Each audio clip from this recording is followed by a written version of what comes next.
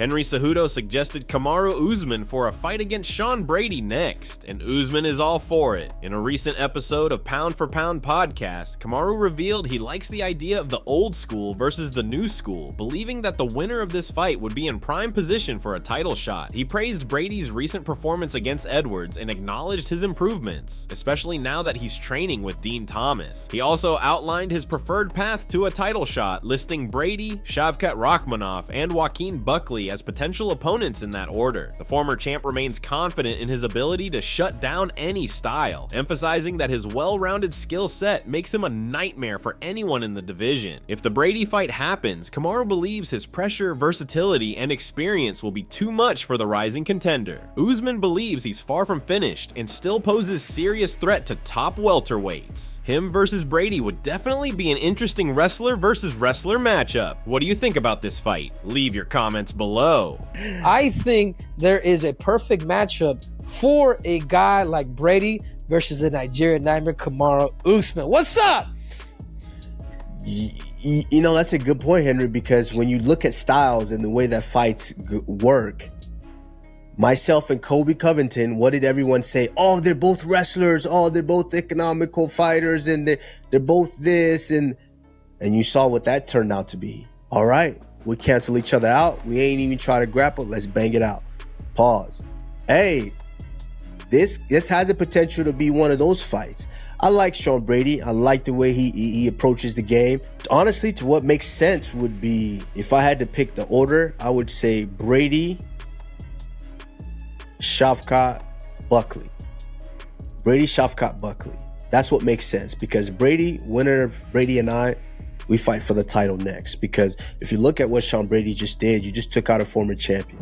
Robert Whittaker shared his thoughts on the razor-close fight between Jan Blachowicz and Carlos Ulberg at UFC London, acknowledging the difficulty of judging such a tightly contested bout. He pointed out how Ulberg's game plan, stinging Jan with strikes, controlling the distance, and staying mobile, was effective but didn't produce overwhelming damage, making the scoring debatable. Despite this loss, Jan has made it clear that this isn't the end of his road, and he plans to return stronger. At 42, the former champ showed that even after pushing through a tough injury and the challenges that come with age, he's still got what it takes to hang with the best. His toughness and experience proved that he's far from done.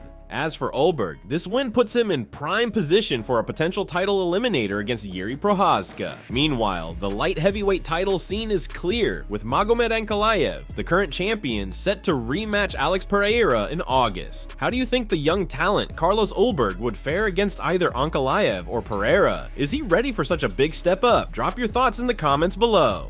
Mate, whenever you leave it to the judges, it can always be like and it's a close fight. There's always going to be debate there. Now, this is tricky because of, like, when we start talking about things like effective strikes. Whenever you're in a close fight like this, that's why Carlos's stylistically going into this fight with Jan like that. They're like stinging him, moving away, controlling the space, stinging him, moving away. Like it's over 3 rounds, and there aren't a lot of effective strikes. This very well could have been Carlos's win. I mean, Jan's win. Yeah, very easily could have swung the other way. It's so dangerous to leave it in the hands of the judges for such a tight fight like this. Yeah, but I think potentially Carlos could have been wary of a potential takedown, as they were both very hesitant, weren't they? It was such a... Artur Chimaev, Khamzat's older brother, recently made an appearance on the Russian MMA channel, MMA Brotherhood, and he dropped a bombshell story about Khamzat. He revealed that Khamzat got into an intense street confrontation with 2 men. According to Arthur, one of the guys grabbed the undefeated Chechen while the other started laying into him. But the moment Khamzat hit his breaking point, everything changed. In a crazy turn of events, he pulled out a knife and absolutely lost it on the 2 men. Arthur emphasized how furious Khamzat was, saying it was something that pushed him to a level few have seen. To make this even wilder, MMA Brotherhood released footage that supposedly shows Khamzat in the midst of this street altercation with the 2 men.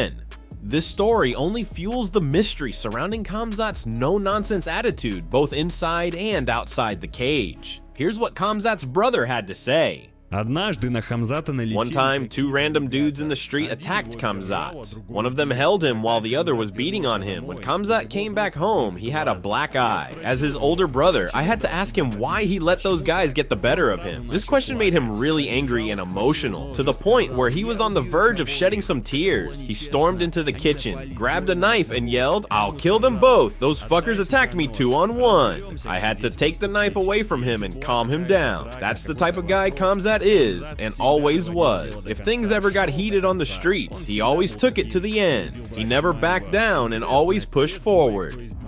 Alexander Volkanovski recently gave his take on a potential fight between Ilia Topuria and Islam Makhachev, drawing from his experience against both. Volk believes it all comes down to whether Ilia can trap Islam and land that devastating shot. He pointed out that while Islam's striking is dangerous, it's his grappling that poses the biggest threat. With Ilia and Dana White teasing big news soon, a fight with Islam is looking likely. However, Islam's team has made it clear they don't plan to give Ilia a title shot right away. The delay has sparked some debate, with many fans believing Ilia has already earned his shot. In the meantime, the Georgian has switched his nickname from El Matador to La Leyenda, meaning the legend, showing that he's aiming high and ready for the biggest challenges ahead. His confidence is evident, and the stage is set for a potential showdown. Fans are eager to see if Ilia can fulfill his new moniker and take on the champion.